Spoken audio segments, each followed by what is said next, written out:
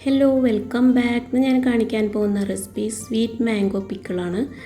അപ്പോൾ നല്ല ടേസ്റ്റാണ് കേട്ടോ ഇതുപോലെ ഉണ്ടാക്കിയെടുത്താൽ. അപ്പോൾ നമുക്കിത് എങ്ങനെ എളുപ്പത്തിൽ ഉണ്ടാക്കുന്നതെന്ന് നോക്കാം. അപ്പോൾ അതിനായിട്ട് ഇതാ ഞാനൊരു വലിയ മാങ്ങയാണ് എടുത്തിട്ടുള്ളത്.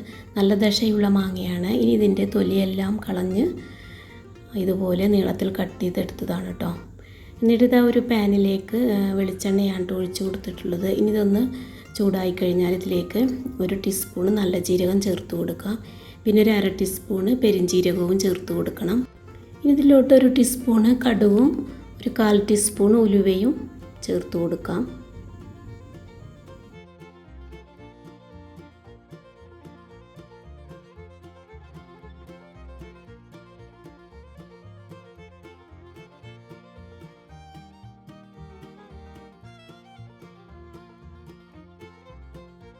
ഇനി ഈ കടുകും ഉലുവയും ജീരകമൊക്കെ ഒന്ന് പൊട്ടിക്കഴിഞ്ഞാൽ ഇതിലോട്ട് കട്ട് ചെയ്ത് വെച്ച മാങ്ങ ഉണ്ടല്ലോ, അതാണ് കേട്ടോ ചേർത്ത് കൊടുക്കുന്നത്.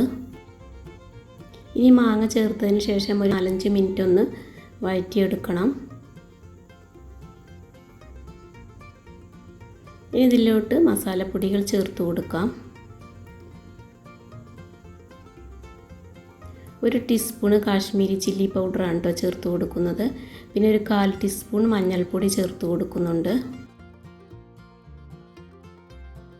അര ടീസ്പൂണ് കായപ്പൊടിയും 1/4 ടീസ്പൂണ് ഗരം മസാലപ്പൊടിയുമാണ് ചേർത്ത് കൊടുക്കുന്നത്.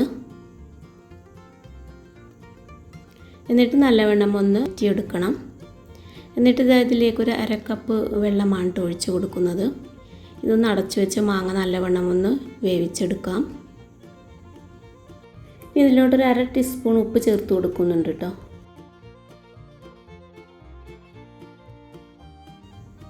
അപ്പോൾ അതിൻ്റെ വെള്ളമൊക്കെ വറ്റിയത് ചെറുതായിട്ട് കുക്കായി വരുന്നുണ്ട് കേട്ടോ. മാങ്ങ ആയത് കാരണം പെട്ടെന്ന് തന്നെ കുക്കായി കിട്ടും. ഇനി മാങ്ങയൊക്കെ നല്ലവണ്ണം ഒന്ന് വെന്ത് കഴിഞ്ഞാൽ ഇതിലോട്ട് ശർക്കരപ്പൊടിയാണ് കേട്ടോ ചേർത്ത് കൊടുക്കുന്നത്. അപ്പോൾ ഒരു 1/2 കപ്പ് ശർക്കരപ്പൊടി ചേർത്ത് കൊടുക്കുന്നുണ്ട്. കപ്പൊക്കെ ചേർത്ത് കൊടുത്തിട്ട് മധുരം നോക്കിയിട്ട് പിന്നെ വീണ്ടും ചേർത്ത് കൊടുത്താൽ മതി കേട്ടോ. ഞാനപ്പോൾ ഇതിലോട്ട് ഒരു 1/2 കപ്പ് ചേർത്ത് കൊടുക്കുന്നുണ്ട്. എന്നിട്ട് നല്ലവണ്ണം ഒന്ന് തിളച്ച് വറ്റി തുടങ്ങിയാൽ നമുക്ക് ഫ്ലെയിം ഓഫ് ചെയ്തിടാം. അപ്പോൾ ഇതുപോലെ ട്രൈ ചെയ്ത് നോക്കാത്തവരുണ്ടെങ്കിൽ ഒന്ന് ട്രൈ ചെയ്ത് നോക്കുക, നല്ല ടേസ്റ്റാണ്. അപ്പോൾ നല്ല ടേസ്റ്റി ആയിട്ടുള്ള സ്വീറ്റ് മാംഗോ പിക്കിൾ ഇവിടെ റെഡി ആയിട്ടുണ്ട്.